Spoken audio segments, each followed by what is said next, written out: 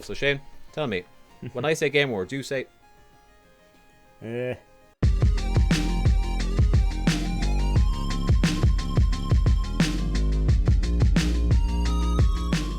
Shane and Aaron, who's listening and editing for us, I don't know if we ever got around to talking about having a stinger for this particular part of the show.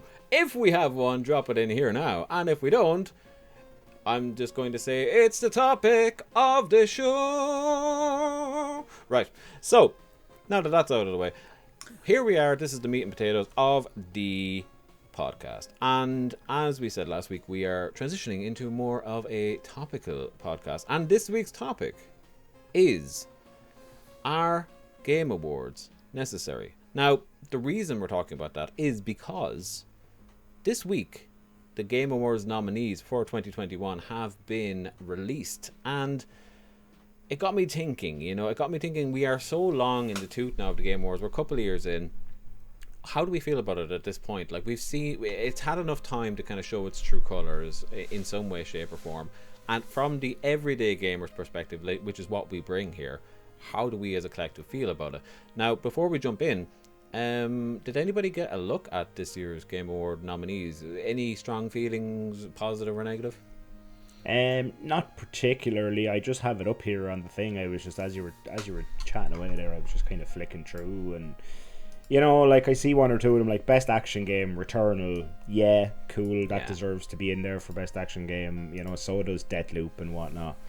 Like, Best Narrative, Life is Strange. Yeah, cool. Like, a lot of stuff, I look at it and I go, yeah, that deserves to be there. That's all I kind of get from the Game Awards. I'm not a person that tends to sit down and watch the Game Awards in its entirety. I will catch the like half an hour YouTube highlights later. Yeah. I think last year we learned that's kind of the necessity. That's the pro move, is just to watch the highlights. But God Almighty, especially E3 last year was a chore. But even the Game Awards has gotten to that point. And like, I want to be on its side. Like, I want to have the spectacle thing, But we'll get into that. I think Game of the Year, like, I'm happy enough. Like, I think that's the big one that we all have to, like, that's the Keystone Award, isn't it? Like, that's like, who are we championing this year? And like, I see we've got Psychonauts 2, I see we've got Metroid, I see we have Resident Evil Village, which is nice to see a horror game in there. Deathloop, I kind of expected to see that, given the reception it got. It Takes Two is one I didn't expect to see in Game of the Year. But, cool, I guess, to have a cooperative game in there. And Ratchet and Clank Rift Apart, which again, I loved it. Didn't expect to see it in this list, but again, what do you put in there? The year 2021 has been fraught with COVID and delays and dev teams under pressure and games getting pushed out. So the one thing I will say is I really thought that this year would have more indies in the spotlight, because this was the year or two of indies really taking it home for us, because whenever a AAA game got delayed, we as a collective, with Game Pass and with every other service under the sun, we were getting a lot more indies showcased. It was kind of like this week's Xbox showcase didn't have a big AAA thing, but they really wanted to show us these 3 interesting indie games. And I really thought that, like, games like, I don't know, like, there's so many, and Johnno, you can, I'm sure, highlight, like, massive indie games that, like, maybe you didn't get a chance to play this year. As you were saying, you're getting around to it now, but there's been so many things coming out that it's been a really fun time to play games. Like, I've been playing a little game called Unpacking recently, which was just like a game about unpacking boxes, and I was delighted playing it. It was a fantastic experience, but I probably wouldn't have played that if I had a AAA thing to play that week. So yeah, just a little bit disappointed to not see any indie apart from Best Indie, Yeah. I mean, like, I don't really like anything that's after being put up, if I'm honest. I either don't like it or I haven't played it, and I have planned to play it. But I'm just looking through the list here, and it's very disappointing. Yeah. And my whole shtick is I'm quite the variety. Like, I could be playing one thing one week and something completely different the following. Sure. and nothing. Like Monster Hunter Rise, maybe. Shin Megami Tensei 5, maybe. This is an RPG, I assume. Yeah, best role playing game. Sure. Like Cyberpunk is in there, I believe, isn't it? In role playing, best music and oh, it's in for best role playing as well, is it? I think so. Yeah, it's in for best music like, and score. I think that's like their sneaky way of saying, I don't think we'll get away with putting it in with the best game ever award, but I think we can sneak it in here. Hold up, right? Best family game, WarioWare, Get It Together, Super Mario 3D World and Bowser's Fury, Pokemon Snap, Mario Party Superstars, It Takes Two. Isn't that about a couple breaking up? That's the weird thing. That whole game is about divorce. You know what I mean? Like, what the fuck? It's like, it's cute and colourful. Anyway, we can go on all day about this. So there is some very strange choices here, and I think we'll probably end up talking about that as we dive into the topic. But how about we just do that? Let's just jump head first into this topic, which is, as I mentioned, are Game Awards necessary? So I think the first thing I want to do is kind of take the temperature of the room here and just ask, how do we as individuals feel about Game Awards? Like, do we look forward to them? Do we watch them? That kind of thing. So I'm going to start with Shane, going to go to Johnno, and then I'll reveal myself. So Shane, tell me, when I say Game Awards, you say... No,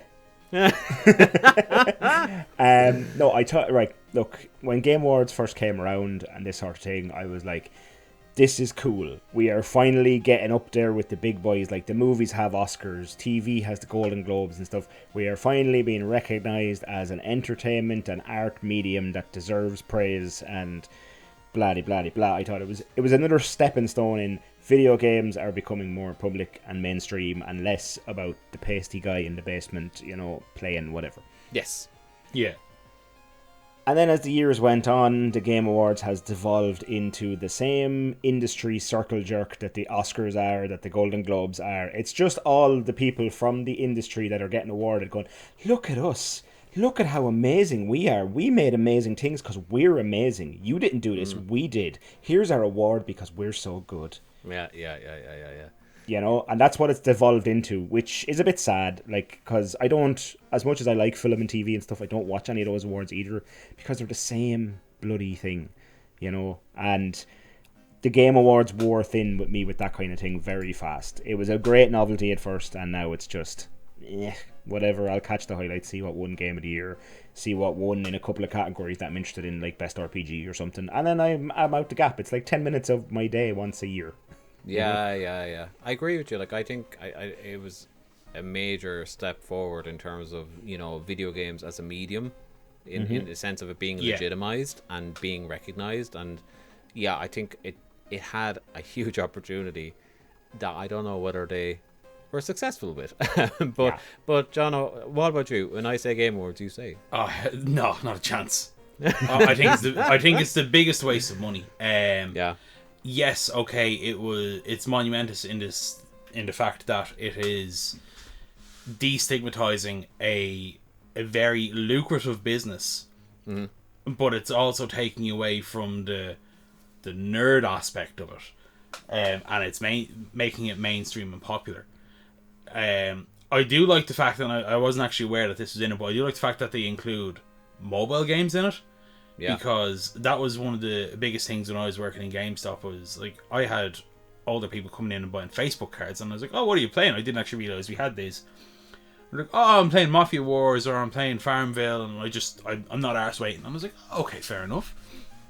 And they're like, I wouldn't really be called a gamer. And I was like, no, you're playing a game and you enjoy it. Like, it destigmatizes that even further than destigmatizing video games, because people can get away with playing games on their phone and they're not considered a gamer. But you can download BlueStack on your PC and you can get the entire Android market and play any game that's on the Android market on your PC. Yeah. You know what I mean? So that's good, but I hate the Game Awards. The simple fact that Hades was nominated, was it even nominated? The simple fact that Hades didn't win Game of the Year the year that it came up is mind-blowing to me. How the Game of the Year last year? I'm trying so hard not to go off on this. I'm going to Google that as we're talking. A rant of swearing here. How the hell did Last of Us 2 take it from it? Like, I think it might have. it did. It Last of Us 2 got Game of the Year, and Hades didn't. Hades is an absolute masterpiece. It did get nominated. No, yeah. So Hades definitely got nominated. Last of Us Part 2 took it. All right. Oh yeah, how? Like, Yeah. I wasn't a fan of The Last of Us Part 1. I thought the story was very good in The Last of Us. I thought it was phenomenal storytelling. The gameplay was trash. Yeah. Why the fuck would you put a linear progression path into a story game like that when you could have done an open world environment and just like put like, I'm grabbing this pipe and I'm grabbing this blade. Here, let's throw Dead Rising into this and just make your own weapons. I think there's a difference though between taste and, you know, general like worthiness of the title. You know, like, I think there is a case of like, we could argue that they could have gone a different direction all day long, but that's a matter of taste at that point, because a lot of people were incredibly happy with that product. And as we've talked in depth about The Last of Us 2 in the early days of this podcast, and you know, I have mixed feelings about it. I can't tell whether I'm happy I experienced it or not, to be honest. But like, the one things I will say that probably put that game up in the running was it pushed a lot of boundaries on a technological level for video games. Like, I don't know any other video game that has the level of mocap and facial animations and general. Now, sometimes it all fell out of place, but like, the ambition of that game was palpable. But here's the thing: is I would agree with you that Hades should have won in that like, if Hades is in an arena for best game, it should win every time. It doesn't matter what you put in there, because there's not a damn aspect of that game that has a flaw. Hades, like I said prior to we starting, or earlier on, that I have 90 plus hours in the first month of playing. I don't think I've actually played much more of it outside of 90 hours. But to finish that game, or to even like get to the prologue of that game, you've 10 playthroughs, 10 completed playthroughs. Yeah. Before you can expand on the story. But even if you don't do 10 playthroughs, you can tell from the get-go that this is something special. Yeah. But we're getting into the weeds now. We're talking about Hades. Back to the Game Awards itself. Like, you say that, no, you just don't have any interest. Now, as Shane said, we've discussed about the choices, but is there anything else? Yeah, it's just who has the bigger pocket, and when it comes to it, like, out of all them games that are there, that is not what I wanted to look at. Out of all of them games that are there, maybe 3 deserve to be there. Psychonauts 2 was supposed to be phenomenal. Metroid Dread, like, absolutely took it this year, in my opinion. Great game. Played very little of it, but I loved it. It really encapsulated what Metroid was. It's about enticing fear, but in a modern day event. For sure. And It Takes Two, I didn't play it, but from what I did see of it, it's fantastic. Village was very acclaimed this year. Ratchet and Clank Rift Apart, it's a Ratchet and Clank game.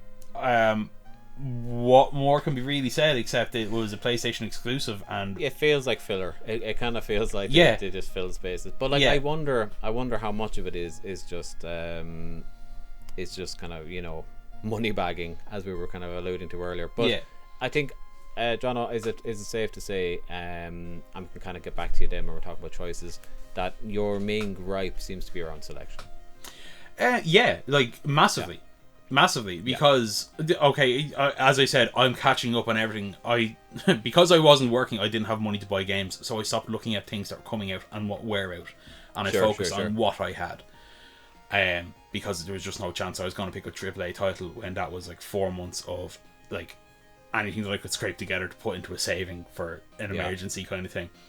And like right there, you have a PlayStation 5 exclusive.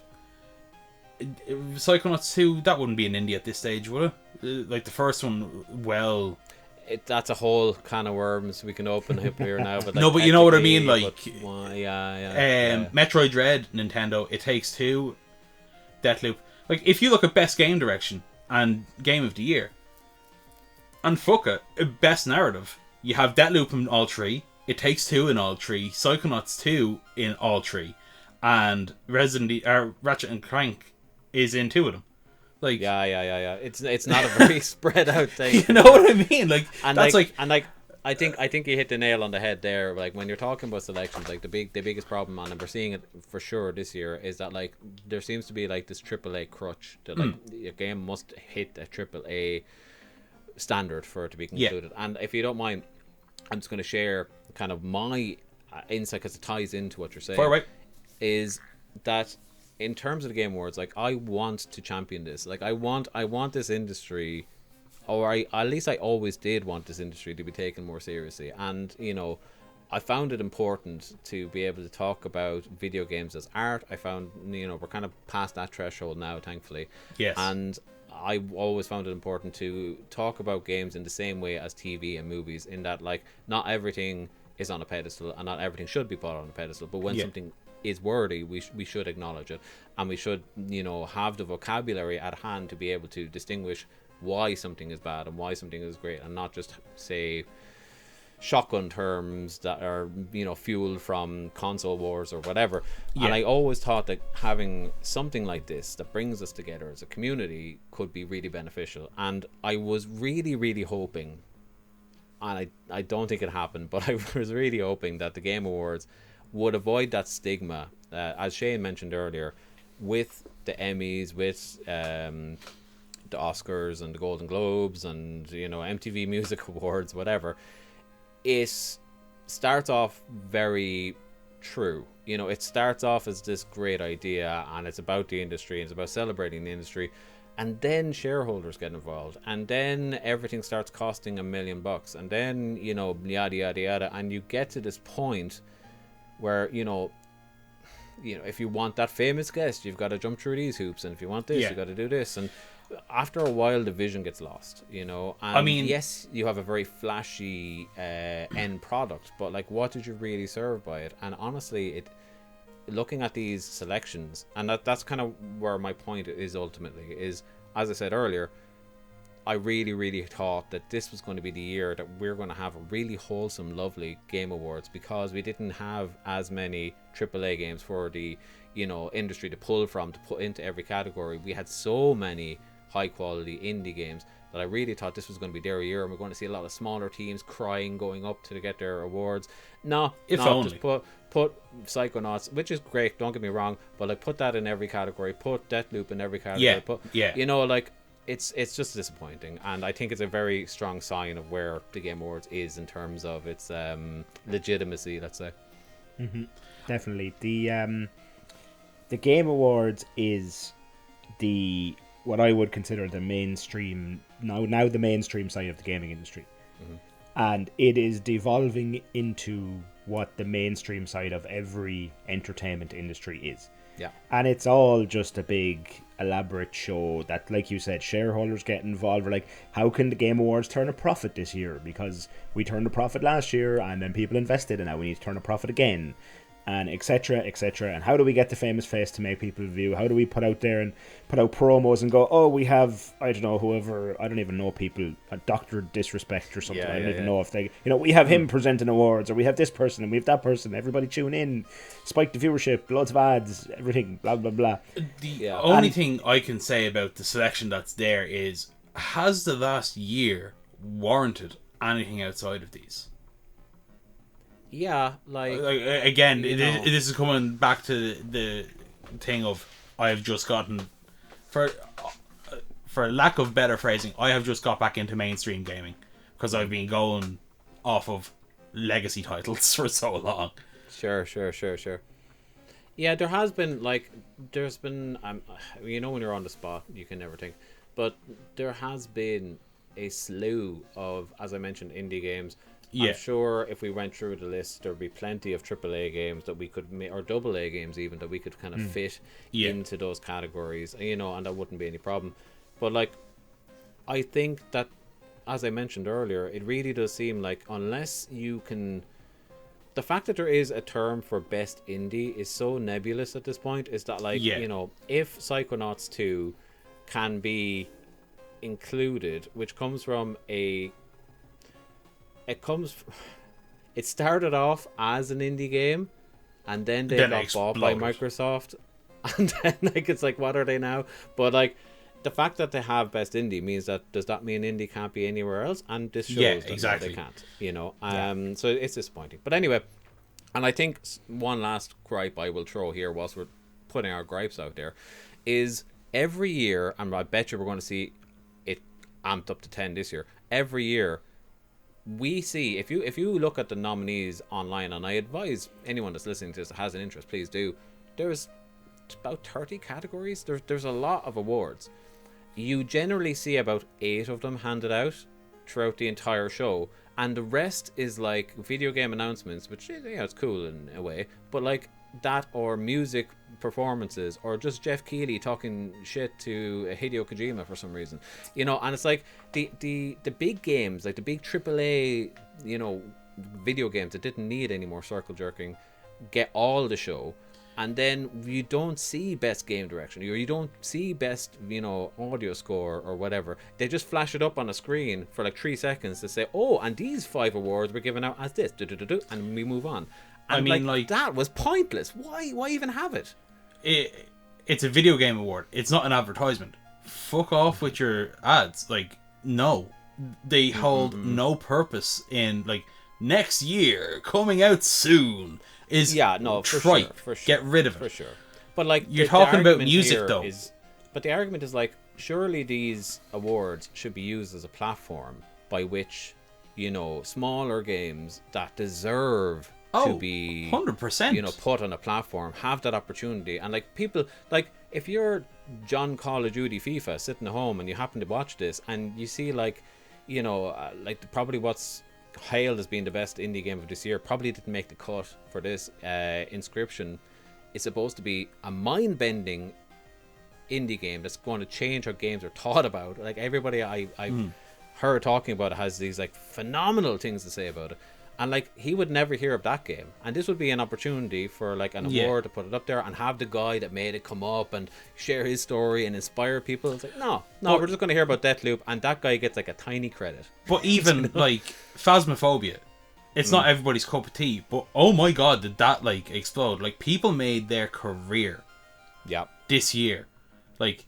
Insim, Dusk the Viking, just to name 2, like, made their name on Twitch from that game alone. That would have been last year, wouldn't it? Late last year into this year. Oh, okay. Oh no, it's hard to know. Time is a flat circle over the last few years. It's impossible to know. But like, but I understand what you mean. And just touching off the music as well, like in the likes of Emmys and Oscars, you have live orchestras. Like,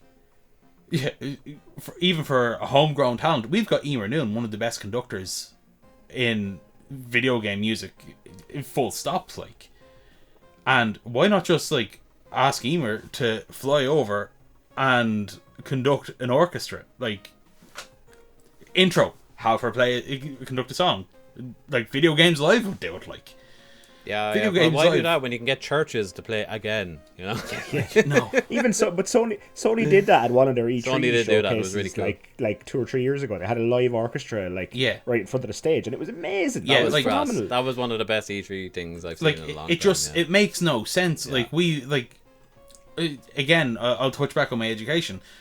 My argument for Final Fantasy VII's music was basically Nobuo Uematsu is the modern day Beethoven for music. Sure. His compositions are absolutely mind-bendingly brilliant, in my opinion.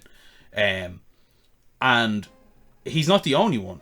Like, again, Darren Korb, like, different style. I'm googling his name real quick. I don't want to say. I don't want to cut you off at the knees here at all. I do want us to get back onto this, but I think we're kind of straying away from the idea here of you know, the Game Awards and the necessity. But I do want to have you back on again to talk about your thesis and because like, we need to have a music episode and have you on. For sure. Definitely. You could educate us fools. But no, for sure, like that live element, like, you know, would really tie it all together. But I think we've really laid out an awful lot of grievances here, you know, and like, I think they're shared by a lot of people, I feel, you know. But the only thing I wanted to ask then, right, because we're not saying is it good or bad. What we're asking is, are the Game Awards necessary? You know, like, is this something as an industry we need? You know, like, and I guess you could ask the same question about the Oscars or the Emmys or whatever, but like, that's why I kind of wanted to ask here is, what's our feelings on this? Like, do we feel like it just needs to be done better? It is something that we kind of need is a strong word, but you know, like the industry could really benefit from, or is it something that should just be, you know, gone away altogether? It's an antiquated idea. That's a real tough one to really even approach in that sense. Like, the idea of nominating the biggest people in the world for the biggest budget in the world is always going to be redundant, because like, surely if you throw enough shit at the wall, it's going to stick. Like, you throw enough money at somebody just to give you a good review, like, they're going to give you 100%. Anything's possible, but you know what I mean? Like, and that does boil down to personal preference as well. I'm sure people are looking at that list and going, "Oh my god, this is amazing! These are the best games that have ever been released." So let me pose this to you then: if that is the case, would you argue then that if the structure was different, in the sense that it wasn't just AAA games getting all the hype, if it was looked objectively and it was like, you know, if no AAA games were better than 6 indie games in particular, then it would just be indie games. Yeah. Like, if that structure was in place, that it was like, no, like, we cannot, under any circumstance, put any game on this list just because it looks lovely and because it had the biggest budget. It genuinely comes down to, these are the top 6 video games. One of them's a mobile game. One of them's a browser game. One of them's like, you know, it could be anything. It doesn't have to be specified as anything. It's just literally, these are unarguably the 6 best things that came out this year. Would you feel then it would be... In my opinion, I feel that if indie games is given its own category, AAA should also be given its own category. I feel like the best overall video game shouldn't be who has the deepest pockets, because this is exactly what this list feels like. Yeah, that's very true. I don't feel the like... the fact that they're segregated like that is unfair. I don't feel... and that's touching off what you said. It's only when you said that it came into my head. But I don't feel like... Sorry. I feel like the list that's presented for best video game is literally who has the deepest pockets. And yes, or at least for your opportunity to be up there. Exactly. And for sure. My opinion on that is, you have not played a single one of these games. Sure. You need to get a team of people to sit down and play. No one's going to play all these games, but even look at a list and say, right, these are the top most like acclaimed games outside of AAA, and play 50 of them. Get a team to play 50 of them. From my understanding, right, this is how it works. From my understanding, correct me if I'm wrong in the comments, but from the little research I have done and listening to people in the industry, is the Game Awards provide the nominees to known figures in the gaming landscape. So your massive podcasters such as Giant Bomb or Game Informer, or, you know, I think some streamers and some, you know, they put all of these nominees out to various teams and collate their feedback on, you know, so Giant Bomb will pick their, you know, game of the year of the 6 that are there. They don't get to pick any of the 6, like, or, you know, bring in other ones. It's just what is there they choose from, and those then get added to the votes or whatever. But like, I think, wouldn't it be a fantastic opportunity if they're already reaching out to all these people who have teams of people who are playing video games and reviewing the games, and not everybody on the team has played everything, but they're doing game of the year discussions, they're doing the hard work of like, what really needs to be shouted out here, what is a genuinely great game. Like, why not go a step further and say, well, if we're asking for their opinion anyway, how about Giant Bomb, what are your top 6 games of the year? And it doesn't matter what they're, just tell us what they are, and then do that with everyone, and whatever one gets the highest ranking is by far obviously the best game, you know. At least it gives some bit more sense. There is one issue with that, and I'm not sure what company it was, but when Resident Evil 2 got launched, the remake, some reviewer slated it, saying it was an unfinished game, it played like crap, and as it transpired, the person that was reviewing it only put 35 to 40 minutes into it. Sure. Didn't finish the game, didn't complete it, didn't play the B-side, which, spoiler alert for anyone that's about to watch, take your headsets off now if you haven't played it. I'm sure it's well past the sell-by date at this stage. It's the exact same, with a couple of different weapons. But